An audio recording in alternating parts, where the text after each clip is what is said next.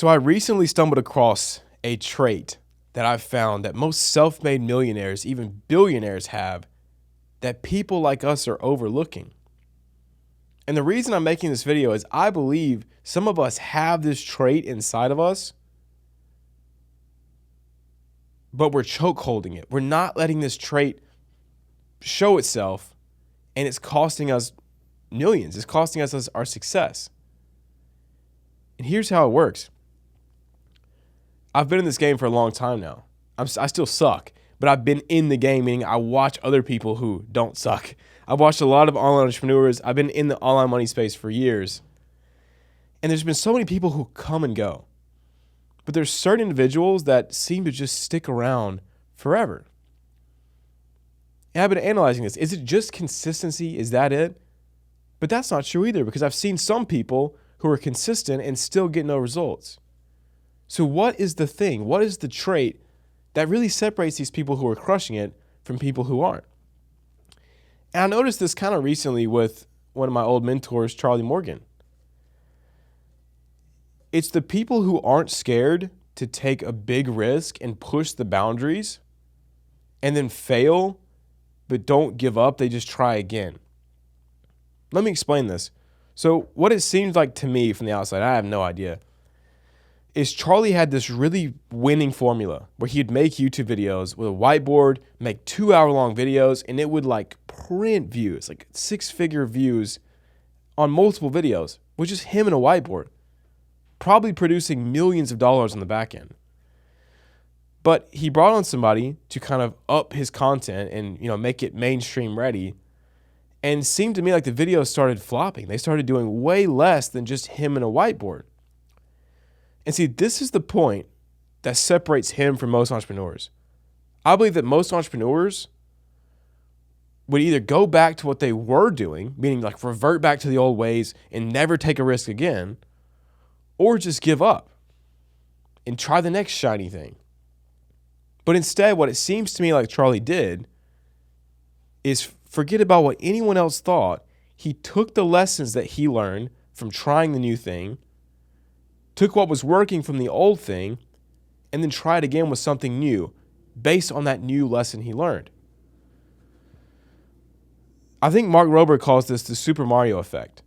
But it's like you play the game by just failing over and over again, but remembering, let me not fall down this pipe right here, or let me watch out for this turtle right here. You're constantly learning these small little improvements that lead to you accomplishing the actual level. And the biggest downside, or the biggest risk to us being one of these people, is being scared of what people think. See, that trait is probably inside of you. If you're watching these stupid videos with somebody who doesn't make much money and just yaps on a camera, dude, you're not average. You're way above average. And you have this trait of obsession to be great, to do something amazing, to push the boundaries.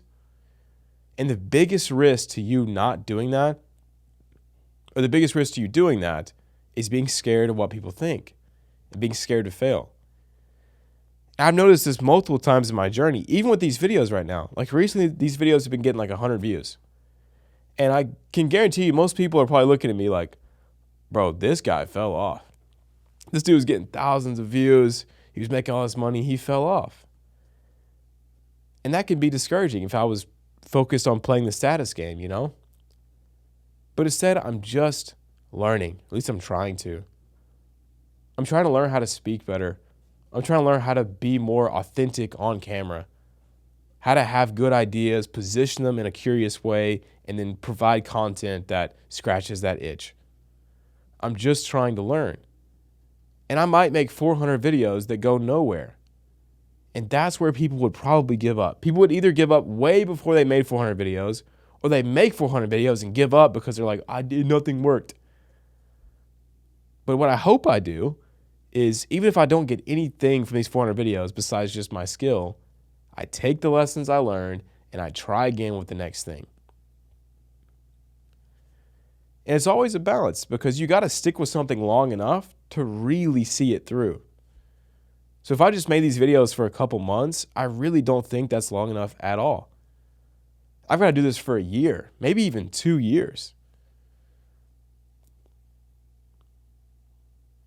But that's what I see that most millionaires have, man, is they're not afraid to try new stuff because the market's always changing. You can't do the same thing over and over again and win for 10 years. You have to evolve.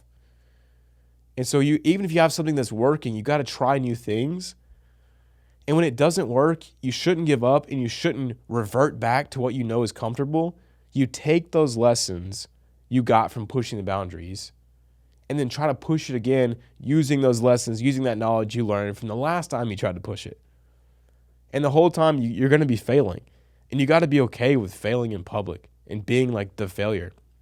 And on a deeper level, if you're a follower of Jesus, I mean, we're not promised to succeed at all in this world. We're supposed to fail time and time again and look like the ones who are stupid because we're not of this world. Get laughed at by the people who care about worldly things as we talk about love and sharing the gospel and family and purpose.